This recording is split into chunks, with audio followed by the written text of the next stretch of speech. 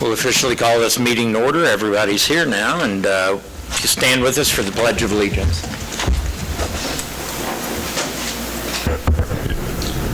I pledge allegiance to the flag of the United States of America and to the republic for which it stands, one nation, under God, indivisible, with liberty and justice for all.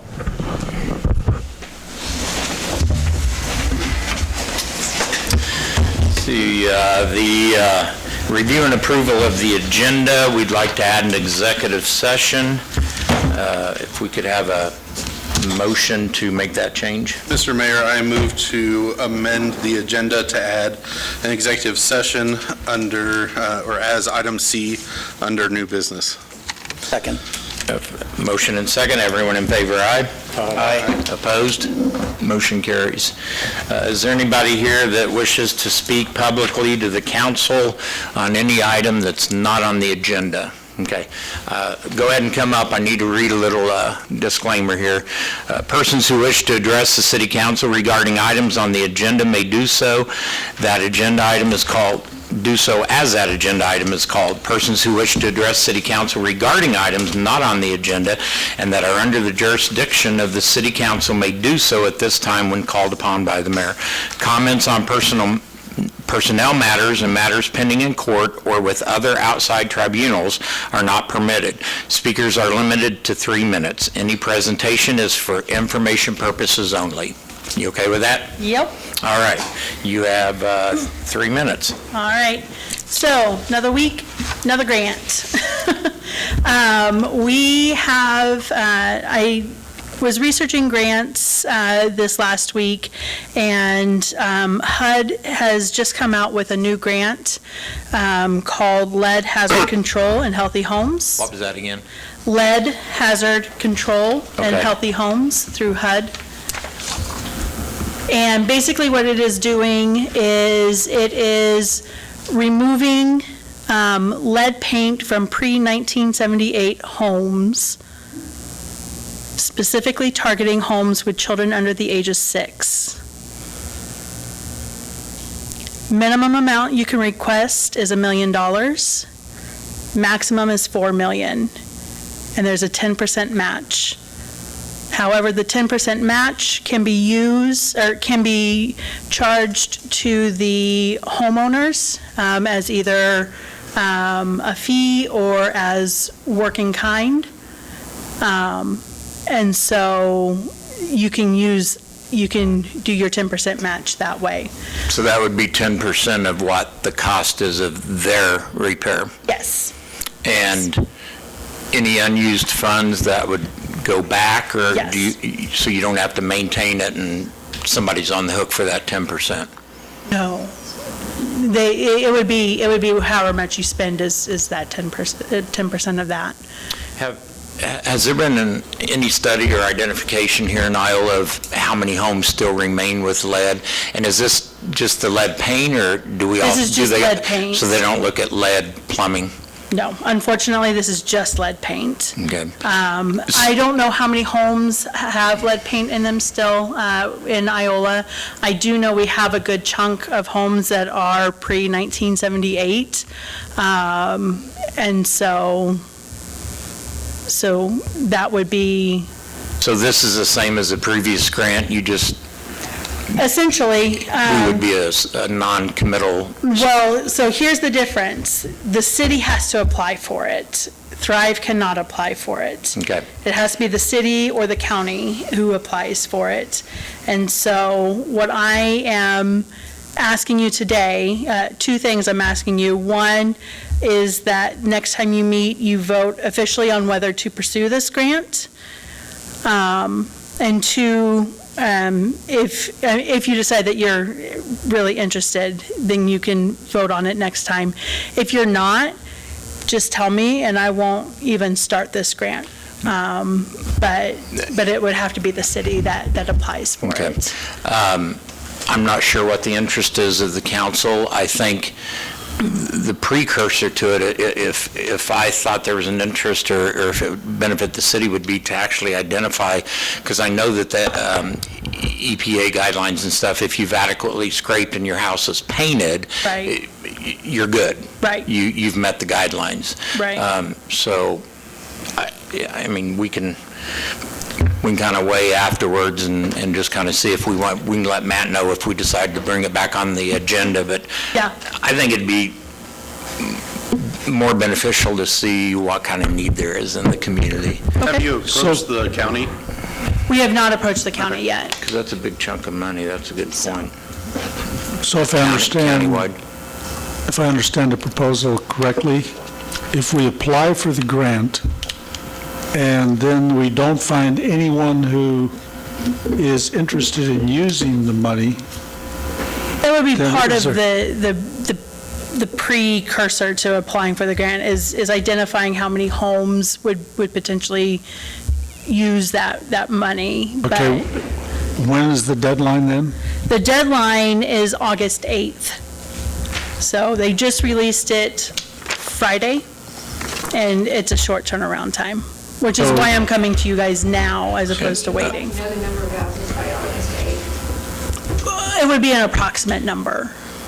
Are you also, yeah, are you So also that- planning on going to the county meeting tomorrow? Guys, we've kind of gone over our time. I don't want to belabor it, Sorry. and we're not here to discuss it or anything, so we can discuss this later if there's any interest, but Yeah, in the if- interest of moving on. But I do like what he said, that maybe it would be better to look at the whole county since they've got a pretty good chunk of money, so let's go ahead and move on at this time, and we appreciate your endeavors and looking, and anything to help us with our homes that may need some help is greatly appreciated. We appreciate Thrive on that level. Yeah, no problem. thank you. If you guys will just let Matt know, so that way he can Sure. let me know. Sure. Thank you. Thank you. Thank you. All right, consent agenda. Any questions regarding what's in there? Can we get a motion if no one has any questions? Make a motion, we approve the consent agenda. Motion and second, all in favor, aye? Aye. Anyone opposed? Unfinished business, solar field. Matt, are you taking that, or is Scott jumping in the hot seat? We both will. We're actually at the next step. So the finances are in your packet, or at least they're not the final finances, but, I don't know, Scott, how would we describe the finances here? They're not final, but... Yeah. So indicative of what the prices could be. The next step would be to direct Scott to go for final pricing, and then that would get brought to you at that point, either at our next meeting or 2 minutes. It would take us a while to get pricing. Okay, how long will it take? 60 days. Okay. Yeah, so it would be a 2 to 3 months before it come up with the actual final numbers for the cost of the project.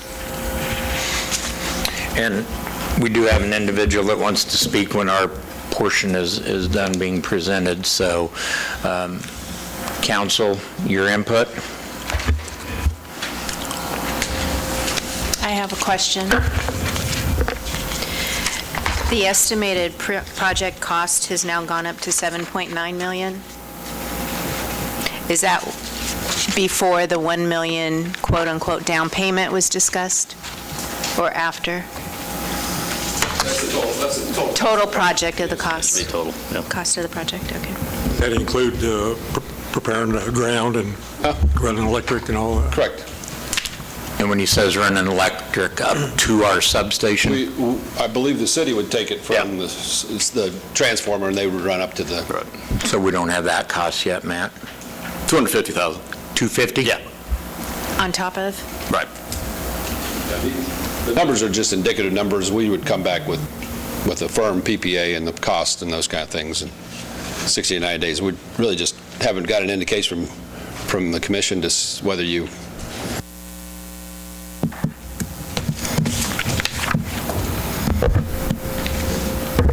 Well, my thoughts on this solar field project is that I don't think we're in a good position to move ahead with this based on the financial situation within the city. I mean, looking at the solar project by itself without considering financial, I think, Scott, that the solar projects right now, I think, are still relatively new in terms of their development. I don't see a whole lot of movement on the part of Evergy or the big companies to put in solar fields, which kind of makes me question the viability of these. But I think, I guess my vote would be to not move ahead with the solar field project at this point. From the financial side, we're taking a one-time $1 million transfer from our electric fund, and that leaves us less in a position to have money funding for this. And I just don't see it as a good investment, I guess is what I'm trying to say, to move ahead with the solar field project at this point. Yeah, let me jump in. That one-time fund is from the electric CIP, not from the operating fund. So the $1 million down payment that we were going to do was going to come from the electric CIP. So the prepayment has gone away. Now, actually funding it would go through our operations budget, which can handle it. Just what's not going to happen would be the down payment.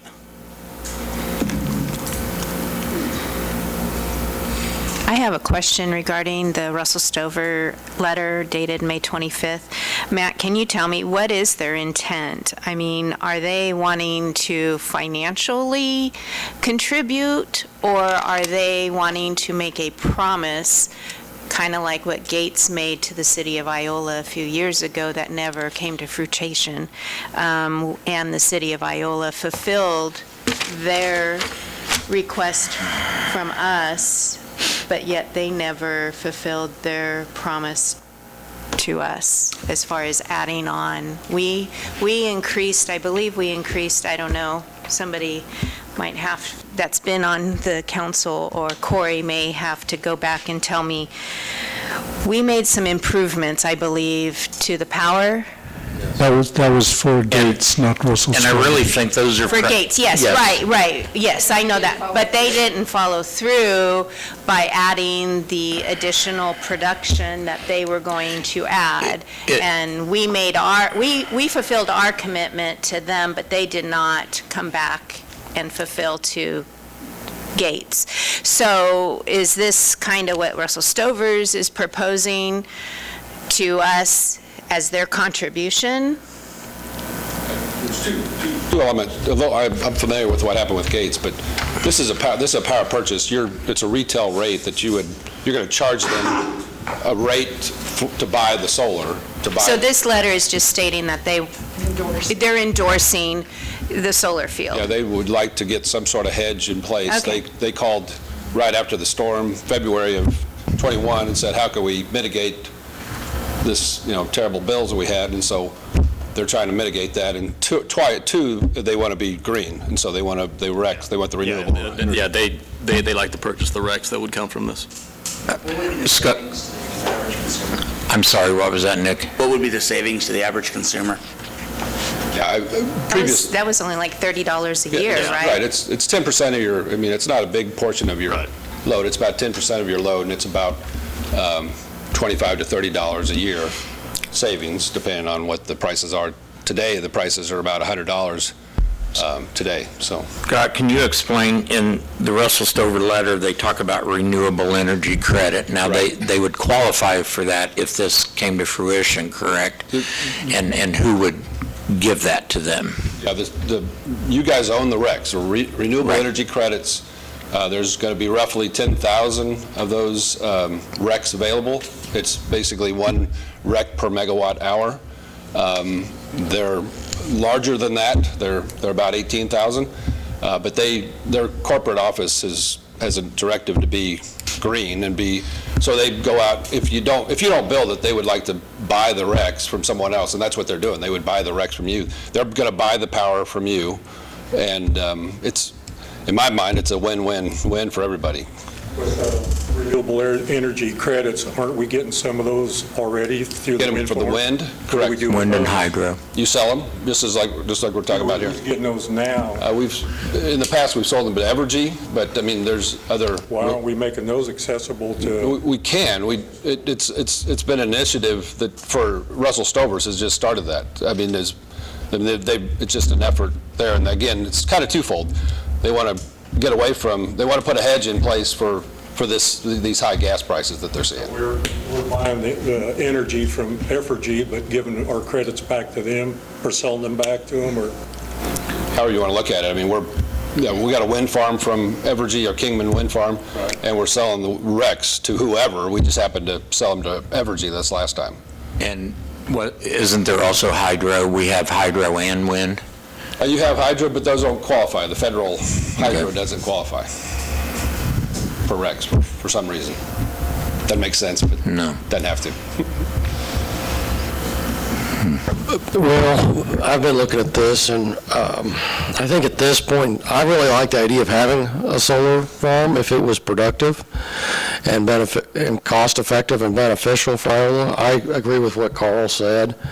I think right now, looking at this proposal, I mean, basically, if the way I see it is if everything went just right, we would break even. But at the same time, we'd put a pretty significant financial strain on our budget for this community. So I tend to think that in the future, this may be better for us than it is now. Again, just a side note, you guys spend about the last 8 years, you spent about $10 million on the market power purchase prices. You spent about $800,000 already in the first 6 months of this year. So it's just, you're going to pay it one way or the other. This is a hedge. I guess back to your question, if Russell Stovers if you guys would be okay with Russell Stovers to build the 4 megawatts, and would you guys be comfortable with that? Well, I'm echoing Carl and Joel. I'm not opposed to solar. I have a problem with the money issue right now and the position that the city is in and the rate that these are happening. But my other biggest issue is the location. I'm not a fan of it being there. I would much rather see industry put in that location than the solar farm. I feel like we would be limiting ourselves as to what could be put there, because we cannot add, altitude, we cannot add height.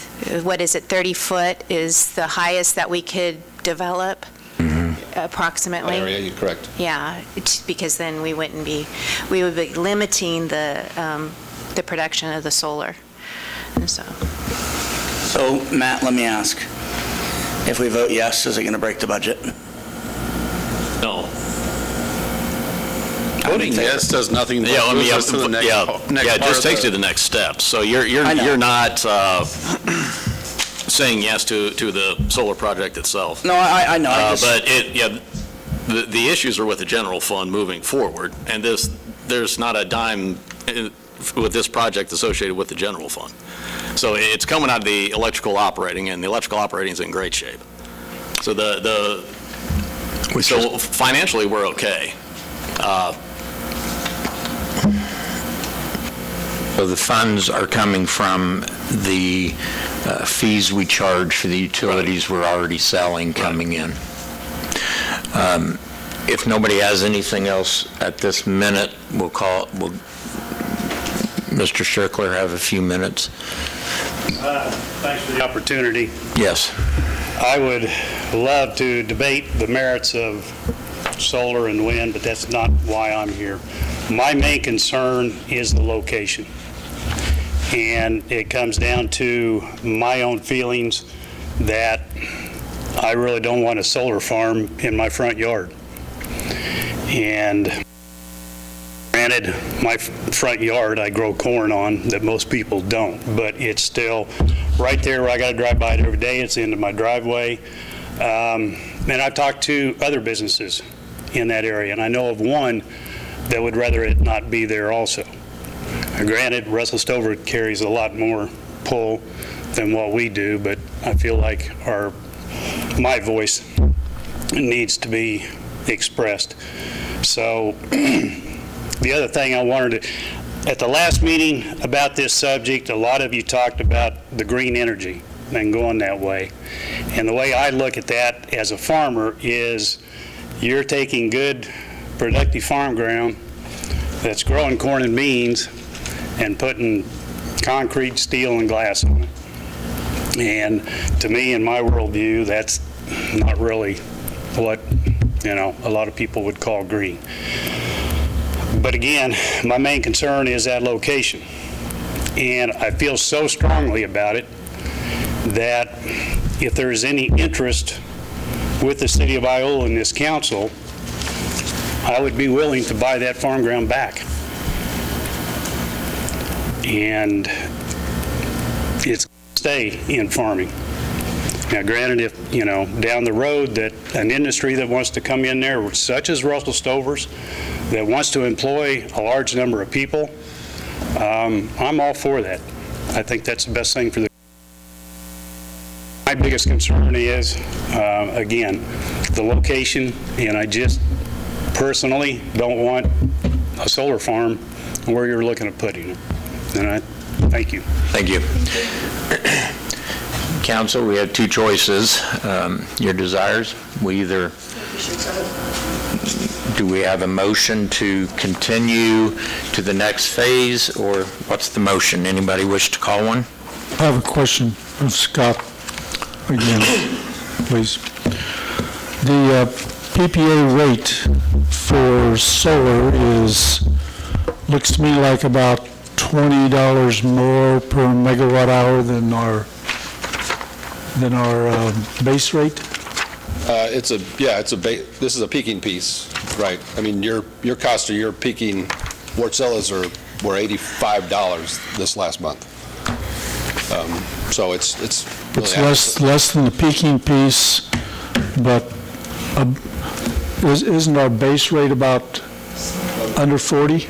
Yeah, I mean, they're kind of two different pieces, but I mean, it's $25, $30 is the base load piece. That's a 24-hour block of power. These are when. So this would be considered a 7 or 8 megawatts of peak base load versus the 23 megawatts is your peak, and this is the prime hours. The peak prices are the $100, $120, $130 that we're seeing. That's what we're trying to avoid. Okay, thank you. Questions of Scott? Do we have a motion? I make a motion to vote yea or nay to continue with the solar. I'll second that. The motion was... Motions, Yea or nay? the motion has to be in favor or opposed? Well, It's yes or either, is your motion to approve or not approve moving forward? Yes or no? Which is it? Well, you need to go. I would say, To move on or not move on? Right, you have to put it in the motion, you have to choose one. One or the other? Then somebody else make it. I'm done. Mayor, I'll move to authorize staff to move forward with the preparation of contract documents for the solar project with priority power and allow staff to work with Russell Stover on a contract for participation in the project. Second. All in favor, aye. Show your hands this time. Opposed? Where are we at? 4 and 3. 4 and 3. Who was 4? I only had 3. Yeah, 3. 3. So it was 3 in favor, 5 against? Yep, so it fails. Who was the fifth? Oh, I didn't see Joel. Was that it? I got 3-5. Sorry, I took up a lot of space, man. God dang. Matt's leaning this way, I couldn't see him either, so I was like. I got 3-5. Okay. 3 in favor, 5 again. Okay, so we're good. We're done. Well, actually, there is no direction right now, unless there is a motion made the other way. Because right now, we don't do anything. So I guess you want to leave it at that. I'm not going to spend any more time in it. Scott's not going to spend any more time on it. If you want to leave it at that, then we'll leave it at that.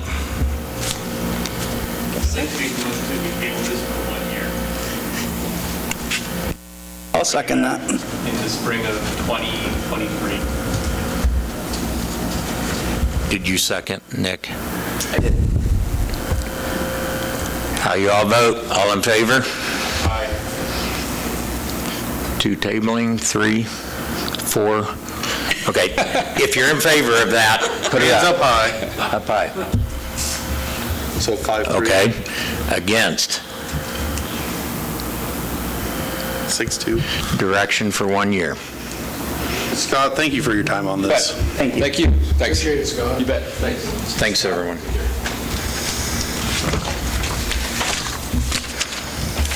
Bob, you're up. Rotary Day in the Park. Bob Hawk, representing Iola Rotary Club. I know a couple of you. And Judy Brigham had planned to be here. Hello. What? Okay. I want to hear your dulcet tones, sir. All right. Judy Brigham had planned to be here, but things didn't work out for her today like she had anticipated. Her daughter and her grandson and her son-in-law came down with COVID, and so she is following. She's fine. She took a negative test, but she is staying away from people. And so you got stuck with me. But I believe that we sent a packet in. We're asking basically the same thing that we have in the past, the pool passes, ability to use have people down here after hours and so on at the park. It's pretty much, we've been doing this since 2014. And so this year is a little challenge for some of the teams because of the cost of diesel and gasoline to get here and the cost of meat to cook and everything else, but everything looks like hopefully that we'll have a good event this year. So the support of the city would be very appreciated, as you've done in the past and as submitted in the packet. If there's questions about who we are, what we do. This has always gone off without a hitch, and it seems like it's well attended, and look forward to, at this point in time, you guys have gotten your name out there really good with this, and it's run good. I'm not aware of any problems with the camping out and stuff. So. Well, it'll probably even better this year because I screwed up and managed to book some cheap airline tickets that were non-refundable, and then I realized I'm going to be gone over the event. Sure you did. Except for the tar and the feathers, why, I'll be fine. So, well, you can fly yourself then. You got yeah, well, yeah, there you go. All right, Bob. I make motion to approve resolution 2022-14 to provide support for the Rotary Day in the Park. I'll second that. All in favor, aye? Aye. Anyone opposed? I like that chorus sound. Thank you all very much. Thank you for your time, Bob, and have a good evening. Thanks to the Rotary for sponsoring this. Okay, the next item is setting public hearings. Is that yours, Matt? Yeah, this would be the exceeding the revenue neutral rate, which we are proposing to be done. And then that would be one public hearing on August 22nd, and the second one would be for the budget itself. The sheet you have in front of you is what will be published in the paper. It is a budget for publication only. It sets our maximums. We cannot go above any number that's on that sheet. We can lower if directed to by the governing body. And the proposal is to do all of these on August 22nd, so it'll be our second meeting in August. And then at that point, we can finalize the budget, and even that night, if you wanted to, you could vote on it. Statutorily speaking, you have until the second meeting in September to actually finalize the budget. What's in front of you is just what gets printed in the paper. yeah, I think I've said, I don't quite understand this step, but state requires it, so here we are. Just to give you an overview, the 1.5 mil increase for the economic development funding is proposed in there, and also the 5 mil increase to the general fund. I've made you all aware of some issues with the general fund moving forward next year and beyond. We think this is a necessary first step to take to cover some increase in expenses that have come from that fund that haven't been covered in the past. And then also moving forward to give us acceptable balances at the end of upcoming years. So do we need two motions or just one motion? We'll need two. Did we ever mention historically, when was the last exceeding mill levy increase? Oh, let's see. It actually went down the same year the assessed valuation went down. That was 19 into 20, I think. I can't answer that question. I don't know. I don't know that we've raised it much. If it has, it's been very incremental. One was, didn't we dedicate one when you were here, Carl, through maybe for the Historical Society, or what was it for, with Bolus maybe? Bolus. It's a bolus. Bolus. I knew it was for something. Which but we changed it from general fund. But I think, yeah, we just absorbed it out of the general fund and gave it to the Bolus. It was pretty much a wash still at that point, so. Yeah, so I don't think we know that answer. But the point being, we've You stay constant while costs have increased, and I think the biggest hit, and I mentioned it to you all in my report, was the salary adjustments. Those were needed at the time, but it was an increase of over $300,000 in cost to the general fund, and there wasn't any money brought in to buffer that at all. And then you couple that with the lack of the transfers last year from the gas and the solid waste fund, and then this year it's going to be the same way. I think I put down it's going to be about an $815,000 hit in revenue over 2 years, and that's where that $1 million one-time transfer from the electric CIP comes in to make that whole. You've addressed the gas transfer. Moving forward, we'll be able to make that, starting 2023, we'll be able to make that in full. Solid waste the same way.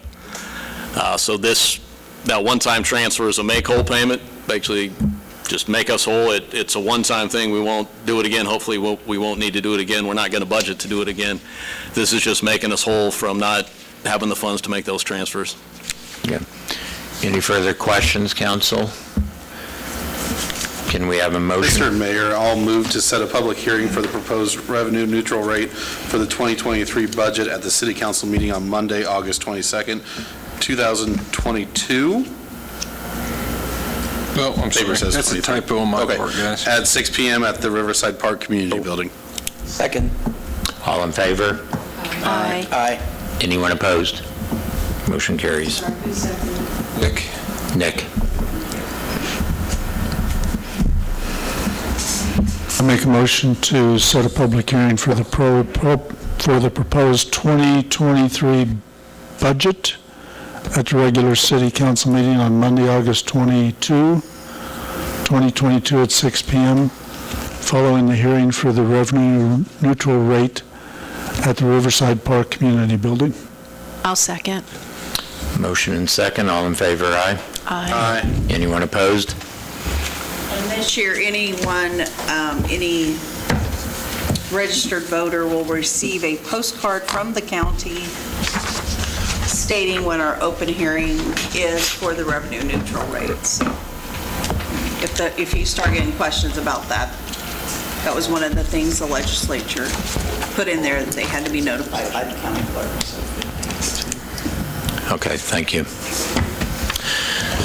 Next on the agenda is the request for executive session. Do we have a motion? Mr. Mayor, I move the City Council recess into executive session for 15 minutes pursuant to Trade Secrets KSA 75-4319 B4, the purpose of the executive session is to discuss confidential data relating to financial and operational affairs and shall include the mayor, council, city administrator, and assistant city administrator. The regular meeting shall reconvene in the city council chamber at 6:49 p.m. Do we have a second? I'll second. All in favor, aye? Aye. Opposed? All right.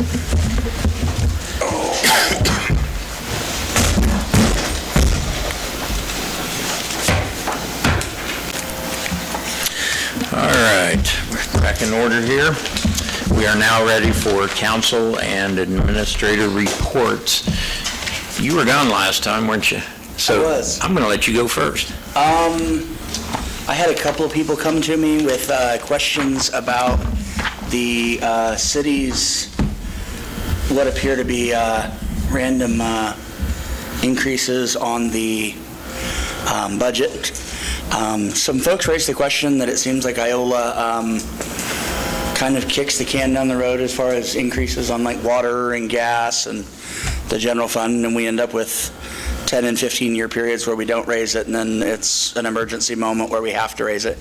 Is there something that the council could do or the city could do that would make a regular review of those, say every 3 years we review our rate, just as a normal budgetary process, and then it's more natural and less all at once? Yeah, that's what I do. And you're at one of those moments now with the general fund. The gas fund was one of those moments. And Frank, I'd be derelict in my duty if I didn't bring that to your attention. So that's what I did. If there are any issues with the other funds, I will bring that to your attention. The two biggest financial issues we had were the gas fund and the general fund moving forward, and we are addressing those now. Just looking forward, I think the solid waste fund could use another amendment. I'm not talking a huge one, but that we increased it, I think, $1.50 when I got here. Another $1 or $2 wouldn't be a bad move. But we don't need it tomorrow. But I think at this time next year, we could be talking about it again. Water rates had the incremental increase, but that came about because of a $600,000 loan payment that wasn't paid for to start with. So that was addressed. That $600,000 payment will go off. Sewer's okay. Electric's okay. In general, I just say this about our finances. They're okay. They're not great. They're not terrible. But we are making our recommendations to you all. And with the gas fund and then the general fund, you've all made strides for it. I'll just give you my opinion. My 16 months here, I think government has been underfunded here in general, and with all the things we do, and again, people realize all the stuff that it is we do with all the utilities, and then fire, EMS, police. That's a lot of services we provide, and it has been on a thin budget around here. So we're doing okay. It's not like we're going to go bankrupt tomorrow. Our payroll will be met. I don't want to make it seem like that. But the biggest financial issues I brought to your attention, and you all have addressed them. Gas fund being one. Gas fund's in good shape now. Or it will be. In fact, just seeing the numbers, you can see the increase in the revenue. I think we'll be able to make some of the transfer, hopefully half. Right now, we budgeted 6. I think we can make 3 by the end of the year. And in the general fund, you are taking the first steps towards it. Again,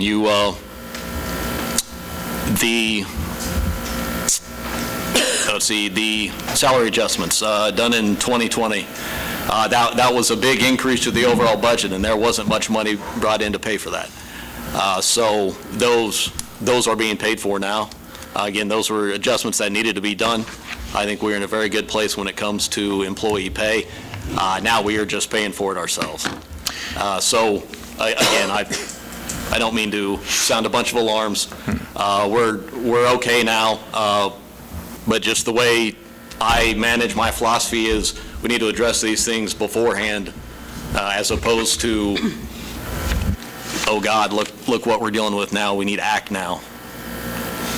And if I could add to what something specific you said, Nick, you made the comment about why did it seem like there was like several years and no rate increase, and then boom, there's a rate increase. When we first went to an 8 council,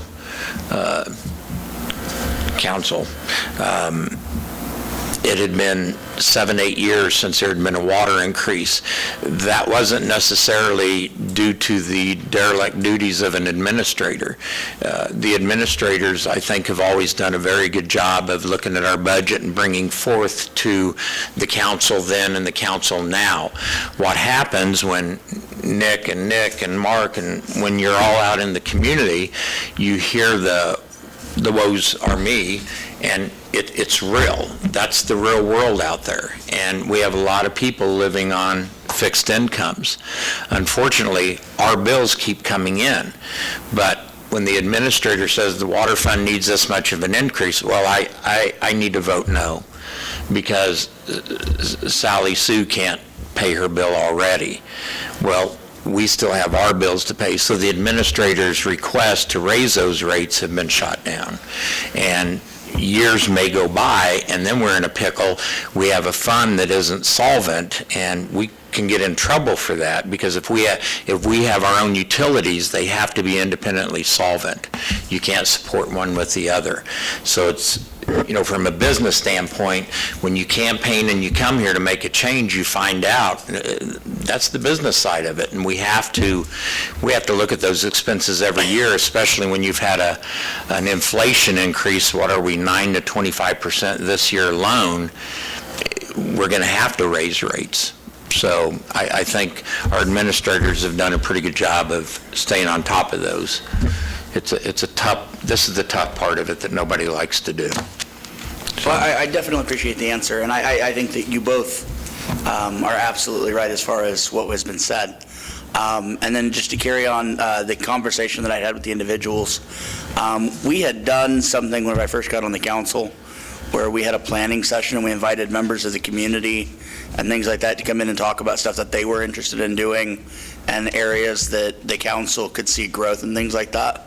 I know we've brought it up in the past. You brought it up, Mr. Mayor, whenever you first got sworn in, the idea of doing a planning session. Mm-hmm. They mentioned that they enjoyed reading about that in the paper and kind of seeing where the council was going and having a direction of, these are the kinds of things that the council's considering. More than just, this is the agenda, more of a, 60, 90 short-term, long-term goals. I didn't know if that was something that could be added or addressed.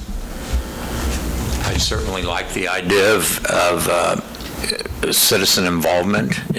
After all, it's our city, and I have a desire to see what we can and can't do to improve our community. I think one of the caveats that you have to look at with that, what is the city's responsibility versus do citizens step up? So if a couple council members want to create a sit-down brainstorm and come up with some ideas, that's kind of what I'm looking for. Okay. And at some point, we invite citizen input. For example, the dog park. The dog park ended up happening fairly quickly when we became an 8 council. It had been discussed 7-8 years, but I think what really made that happen, citizens bought into it and paid half of it. There you got the city versus is there buy-in, and what do people want to see? Nick Loman's brought up expansion of the skate park. Is that something that the community would buy in and help rather than government pay for it? Because then we're going to be going back to Matt saying, we want to add $50,000 to this fund. Well, I wasn't so much looking for projects the city could take on, more the idea of when we have things like the solar plant, whatever we have the idea of the solar project and things like that. I know they do a really good job on social media, but I think it would be interesting to see the city put that out there as, the city council at their meeting will be discussing the solar plant. This is the information that's... What's that? Register puts it in the paper before every meeting, when it is and what's not, what the big things are on the agenda. Well, maybe we could look at a better communication via Facebook and other other media online outlets. Sure. We'll take it under advisement and look into it. Thank you. That's all I had.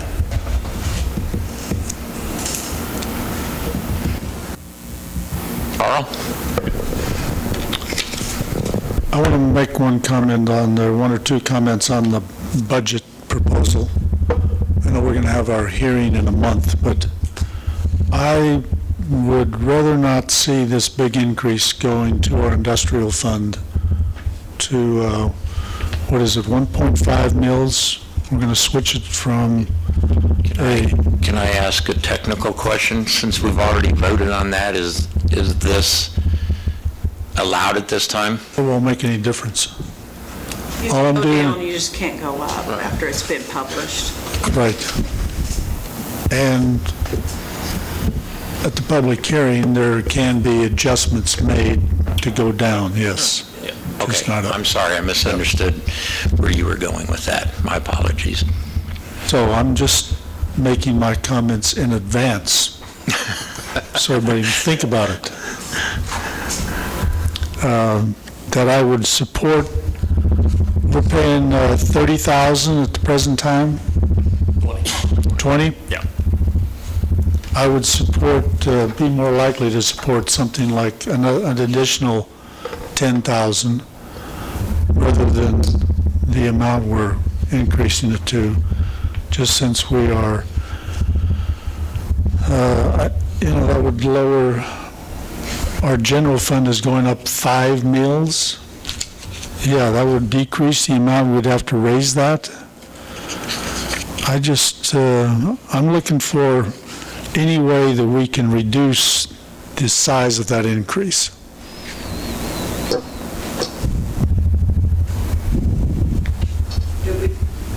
It wouldn't decrease the... It wouldn't increase the general fund increase. That I'm proposing. Industrial. Just the overall mill. The overall of what? Overall mill levy. Okay, yeah. That's like the one-time transfer out of CIP? yes. Whether it's CIP or the operating fund, it still amounts to the same amount. $1 million bucks, yeah. Is just hard to swallow. That's all I've got. I have two comments. I've also heard from community members who are concerned about the budget and the money. And for my part, I think that your approach to the budget that you set forward, Matt, is the right way to go. To stop going from hair on fire panic mode to a more stable and responsible budget. So, the second question I had was about the trail to the schools. So schools opens in a month and a half. Do we have a date yet? That's going to get done? Well, it won't take us long to get the trail in.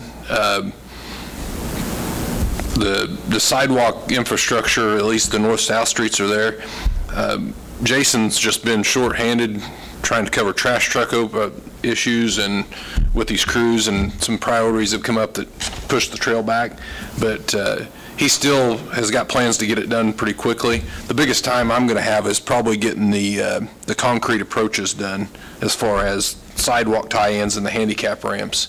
But I look for all that to be done by the end of the fall. And it may not be done exactly when school's done, but for the trail piece itself will be done. Can we make it a priority to have that done? As long as other things don't come up in the street department, because those are the guys that are going to do it. But yeah, I mean, we're working on it. I'll visit with Jason and see where he's at with these crews. Yeah, because we have to move a lot of kids out that part now. Right. Thanks. Mark? I do have a question, because it's something that got brought up in a different meeting for an organization that I am part of. School zones. So if you're ever driving on Cottonwood and you happen to turn east on Monroe, so if you're on Cottonwood, there's signs for the school zone. school zone when lights are flashing, but if you were to turn east onto Monroe from Cottonwood and head towards Elm, there is nothing that actually tells you that it's still a school zone 24/7, even though it actually is. And it's my understanding, just from hearing law enforcement officers, not necessarily city, discussing about how they've pulled people over because of that, because the signs are posted, so it means it's a 24/7 school zone, which raises questions to me. Okay, well, yeah, let me jump in here. 24/7. Yes. There's no such thing as a 24/7 school zone unless the light's flashing the entire time. If it's signed, These are signs without lights. if it's signed Is it signed without school lights? zone, it's school zone all the time. But the flashing lights, the signage that we've got on Cottonwood anyhow, says from such and such time when lights are flashing. And that pertains strictly to Cottonwood. Right. I don't think we've got any posted school zones on like Monroe or anything like that, that I can think of. Cottonwood doesn't have do they have the lights? Yeah. They do, yeah. One sits up there just north of Monroe or Douglas in that area, and then Sam's been, I know. and then there's one My down husband's been pulled over just there off the like highway. on a Saturday night. They have flashing lights. And that's just been brought up Yeah, in that's the just past. a concern I have of, especially summertime, why do we have school zones if there's no school? There's something going on there like every day, practices. But still, in the summer, there's the lights aren't going for Cottonwood. Every day, free school lunches for kids. Yeah, so you would have to change the signs from reduced speed when children are present versus school zone it's always a school zone, even if it's in the summertime.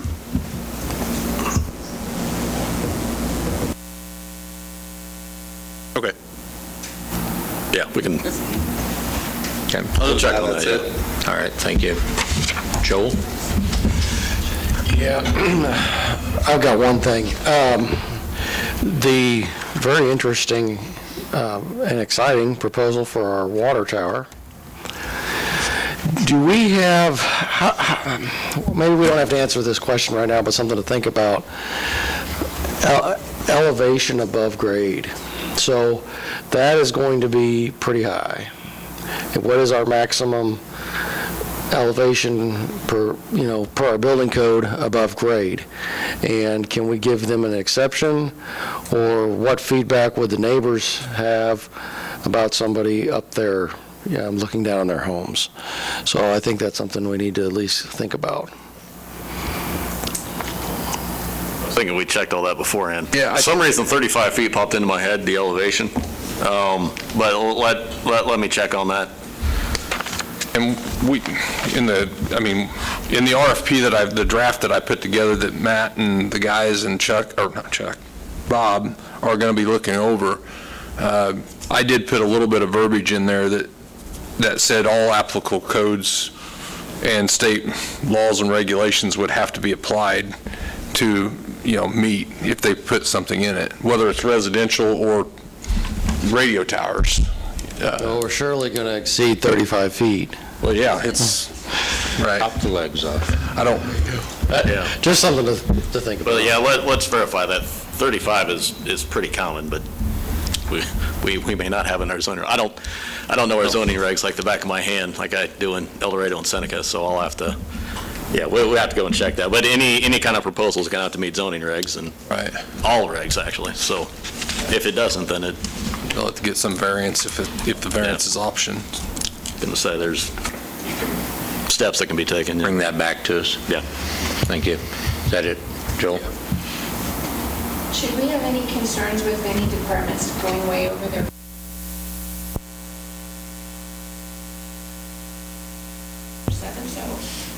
Yeah, well, Is there a big? yeah, we're going to go, we'll be checking the bottom line on that. We're going to bust the line items. I mean, we just will. We did not budget gas at the price that it is. I can't tell you if they have or have not done it already. My bigger issue would be the bottom line budget for that. We can get you that info. I'm assuming that we are got to be getting close to. I'm sure fire and EMS is probably. Yeah, they have to be. If not over already. And so we're, 6 more months of over. Yeah. God knows Well, how much that will be. And We'll figure perhaps- out a way to absorb it in some other line items. Like Matt's saying, the bottom line in the general fund is really what we're going to look Right. for. And we've talked about that as, at the staff level. We're not in any panic mode yet with those, but it's definitely something we talk about every staff meeting. It's watching the bottom line, and your department heads know it, so we're not doing unnecessary trips. Fire and EMS is a different story. They don't, all their trips are necessary, I think. But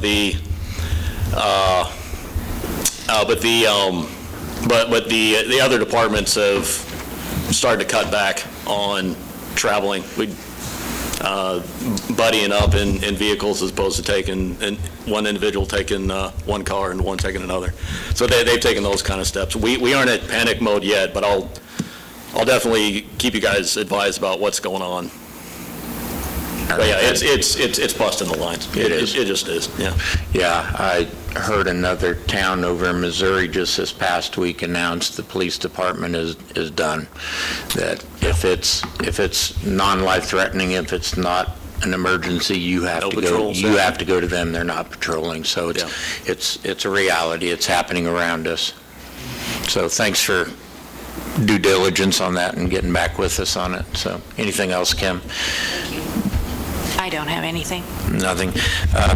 The only thing I'd like to add to sort of what Nick Lohman brought to our attention, I've also had some constituents bring to us their concern as the school is progressing and getting finished, and a lot of the concerns have to do with things we've brought up before about, are the roads adequate? Why is there no exit lane? Why is there no turn lane? Why is there no stoplight?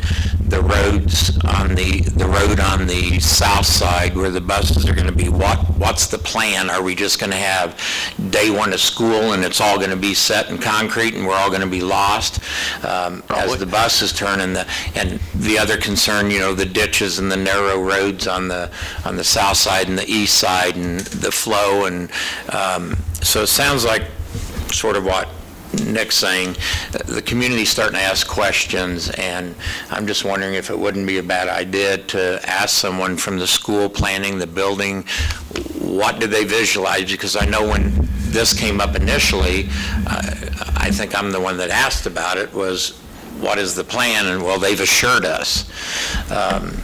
So if there is a problem, is that on us as a city, or is that part of the comprehensive plan? I mean, they're going to have to see what works. Well, but it's common sense. You've got 3 buildings going into one. There's going to be additional buses, so people are concerned about drop-off pickup, stoplights. Is there going to be a light at the crosswalk? I can tell you that we did make them do drainage. Drainage and surface water was a concern to me, and the traffic. We required them to do a traffic study on what they've got projected as far as the number of kids, number of employees, that type of thing, as well as a stormwater runoff. And we've got engineered plans that show that it's supposed to that it shouldn't cause an issue. All the bus traffic will be essentially coming in from the south off of Kansas Drive, come into the loop onto Monroe, and go out Kentucky. I can tell you that the discussions I had early on, all the parent drop-off should happen out in front of the school in the parking lot. So essentially the queuing for the parking will come in the south driveway, drop kids off in front of the school, and then circle out and go out the north driveway. We briefly discussed about making that be only right turn only coming out of there. The traffic study didn't dictate that, but that may be something that needs to be tweaked after it's done as well, Steve. But the parking lot, as you can tell, is rather large. So the engineers and the traffic people all told me that essentially what happens is if they start seeing queuing backing up towards Kentucky, they'll turn them and make them kind of zigzag through the parking lot for drop-off kids. So it should keep them out of Kentucky Street. Right. There's issues. I'm like, what is I mean, you know, Right. I could see traffic backing up out onto Kentucky, and it does in Garnett out onto the highway sometimes, so. I mean, they've got a big enough parking lot. It's going to be a trial and error and try and work it out. Burns and Mack looked that over for me as well, because we had them doing some of the studies on 54 Highway at the same time. I had them look at that, and they seemed to be comfortable with it too, based on the data they gave us, so. I think some of the overall concern is, it's different. It's common knowledge that it's going to be trial and error. I think just kind of some assurances that, who's responsible in 3 months if there is an issue, and is it going to get into it? Well, the school should have done it. Well, the city needs to do it. And so, that's kind of where parents are just saying, I don't want to get into a situation over there. So if you ask them, that goes back to, it's sounding like the school board, if we could make a recommendation that parents are wanting to hear from as we approach the end of summer. It's not so much. I can visit with Stacy, and they may have some kickoff thing there as well for those people that are the parents, that they email them out or send it in the packet of the protocol they're going to use. I know they talked about even staggered times of dropping maybe first and second grade off at a different time than third and fourth grade. I don't know that they've came up with that, if they're going to change that or not, Steve, but, All right. Having a plan going into the trial and error would be good. Yep. Thank you. Corey, anything for the council? Only thing I have, guys, is a reminder, our next meeting's not here. It'll be at the North Community Building. The fair will be in this building, so we'll be up at the North Building. And I'll try and remind you guys when I send out the email, so we remember. Make sure you let Donna know. She wasn't here tonight. No, she's not here tonight. Matt, you have anything for us? Say congratulations to Tony Hunt and Mike Aronson, 6 years. 6 years each with the city. Yes. That's all I have, sir. All right. Roxanne, anything for us? We're good to go? All right. Can we have a motion to adjourn? Second. All in favor? Aye. Opposed? Thanks, everyone. We all merged into one junior